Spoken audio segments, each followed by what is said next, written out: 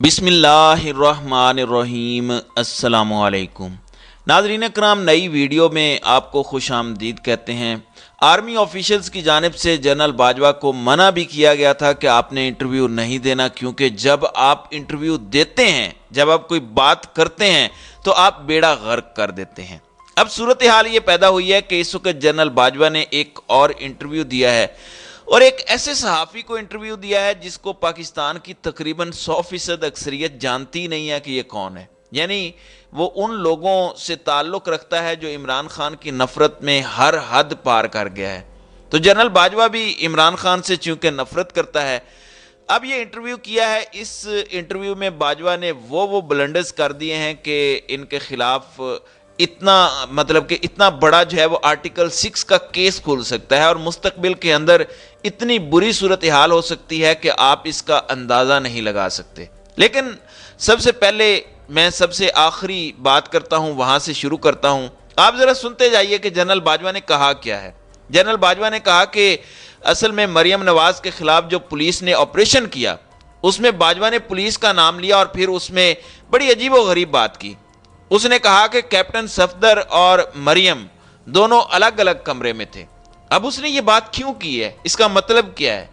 दर हकीकत वो ये कहना चाह रहा है कि इनके दरमियान कोई ताल्लुकात नहीं है, कोई इनके दरमियान फॉर्मल रिश्ता नहीं है। आप जानते हैं कि मरियम के खिलाफ बहुत देर पहले ये बात उड़ी थी कि इन दोनों की अलहदगी हो चुकी है।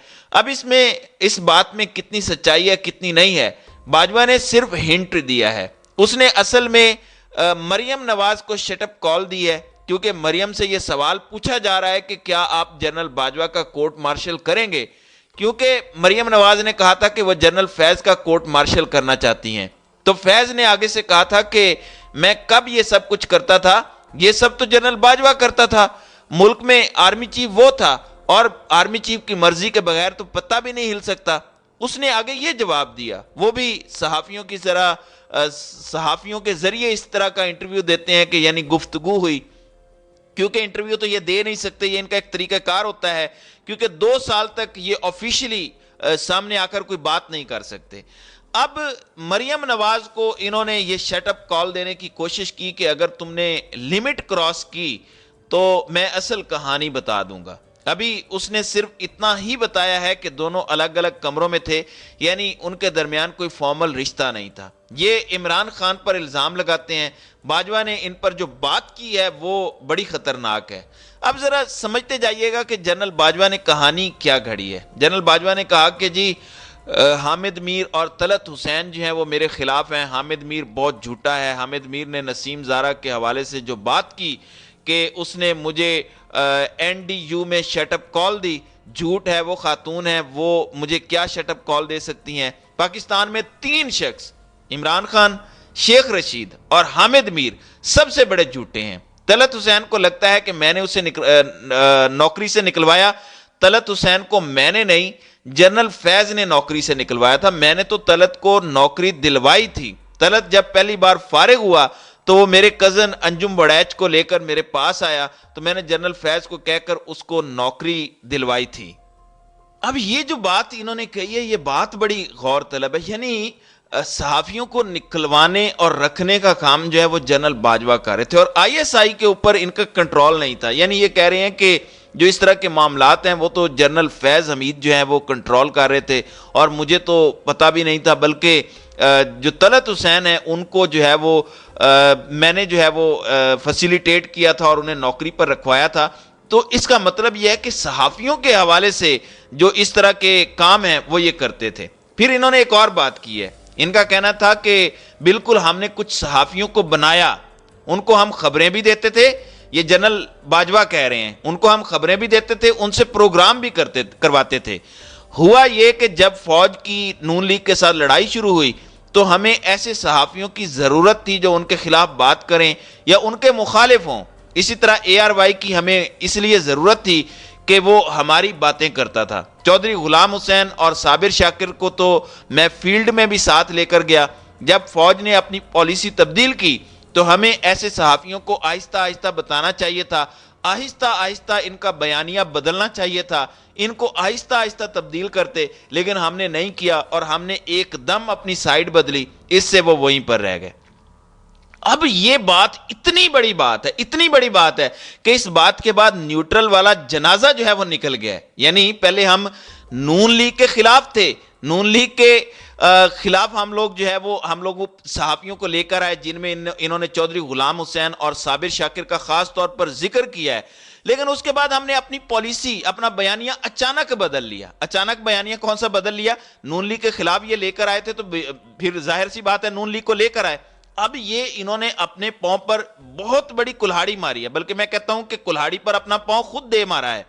اب یہ بات اتنی کلیئر ہے کہ آپ سوچ نہیں سکتے کہ کیا مطلب اس کے جو ہیں وہ آفٹر شاکس ہو سکتے ہیں۔ پھر ان سے سوال کیا گیا کہ کیا آپ نے ابصار عالم کو گولی مروائی تھی؟ کہتے ہیں کہ آپ ایک انسان کو قتل کرنا معمولی سمجھتے ہیں، میں نے قبر میں نہیں جانا، میں نے آج تک کسی بے گناہ کو مارنے کا حکم نہیں دیا۔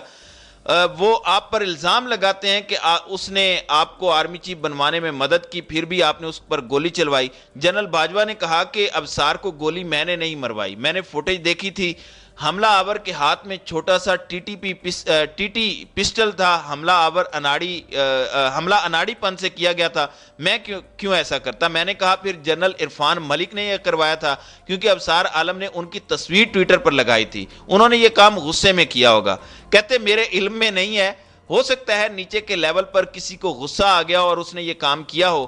میں تو اسد طور کو بھی نہیں جانتا، مجھے اسد طور کے واقعے کا بھی اگلے دن پتا چلا تھا۔ یعنی اندازہ کریں کہ یہ شخص یہ کہہ رہا ہے کہ نچلے لیول پر جو لوگ کام کر رہے تھے، جو ان کے زیر نگرانی آتے ہیں، ان لوگوں کے کاموں کا پتہ ہی نہیں تھا انہیں۔ پھر یہ کہتے ہیں کہ مطیع اللہ جان والا واقعہ ایجنسی نے بھونڈے طریقے سے کیا تھا، میں نے اس پر جنرل فیض کی کلاس بھی لی تھی، پھر مطیع اللہ جان کو بھی چھڑوایا تھا۔ مجھ پر اعظم سواتی اور شہباز گل کو ننگا کرنے کا بھی الزام لگایا گیا۔ میں 60-62 سال کا ہوں، میں اس عمر میں کسی کو ننگا کرواؤں گا؟ 70 سال کے بزرگ اعظم سواتی کو کیسے ننگا کر سکتا ہوں؟ یہ بھی بکواس ہے۔ مجھ پر شہباز گل کو ننگا کرنے کا الزام بھی غلط ہے۔ میرا ان چیزوں سے کچھ لینا دینا نہیں ہے، میں نے قبر میں بھی جانا ہے، لیکن اعظم سواتی نے مجھے باسٹرڈ لکھ دیا۔ پولیس اور ایف آئی اے بھی ایسے معاملات میں اپنے اختیارات سے تجاوز کرتے ہیں۔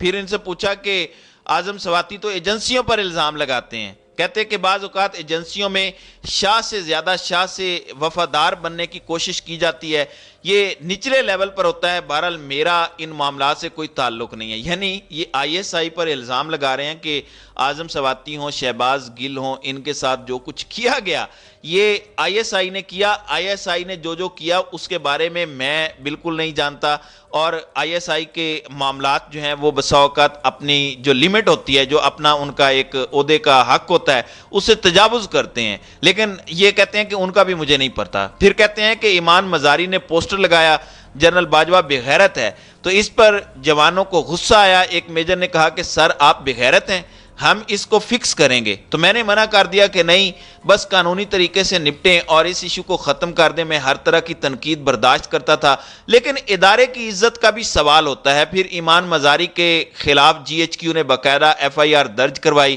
جسٹس اطہر من اللہ کی بیٹی ایمان مزاری کی دوست تھی، جسٹس اطہر من اللہ نے ایمان مزاری کو ضمانت دے دی۔ اس کے بعد ہم نے جان بوجھ کر اس کیس کی پیروی نہیں کی تاکہ معاملہ وہیں ختم ہو جائے۔ فوج اور فوجی افسروں کے خلاف جو مرضی کہہ لیں، الزام لگا دیں، کوئی پوچھنے والا نہیں۔ فوجی افسر جواب بھی نہیں دے سکتے۔ ججوں کے بارے میں بھی بات کریں گے تو وہ جواب دے لیتے ہیں، لیکن ہمارے پاس کوئی آپشن نہیں ہوتا۔ پاکستان میں حد کے عزت کے قوانین جو ہیں وہ کمزور ہیں۔ پھر ان کا کہنا ہے کہ آپ نے جنرل عرفان ملک کو آئی ایس آئی سے اس لیے ہٹایا کہ انہوں نے مریم نواز کو سمیش کرنے کی دھمکی دی تھی۔ پھر اس پر یہ کہتے ہیں کہ میں نے نہیں، ان کو جنرل فیض حمید نے ہٹایا۔ General Faiz D G I S I اور ڈی جی سی دونوں کا کام خود کرنا چاہتے تھے۔ یعنی آپ اندازہ کریں کہ آئی ایس آئی کا جو چیف ہے وہ اتنا پاورفل شخص ہے کہ وہ جو ہے وہ آرمی چیف سے بھی زیادہ پاورفل ہے، اور وہ اس معاملے کے اندر جو ہے وہ ہر طرح سے انٹروین کر رہا ہے۔ پھر کہتے ہیں کہ مریم نواز کے بارے میں پوچھا، مریم نواز والا واقعہ کیسا ہوا تھا، کس نے دروازے توڑنے کا حکم دیا تھا؟ اس پر جنرل باجوہ نے کہا کہ یہ حکم میں نے نہیں ब्रिगेडियर हबीब उस वक्त सेक्टर कमांडर थे।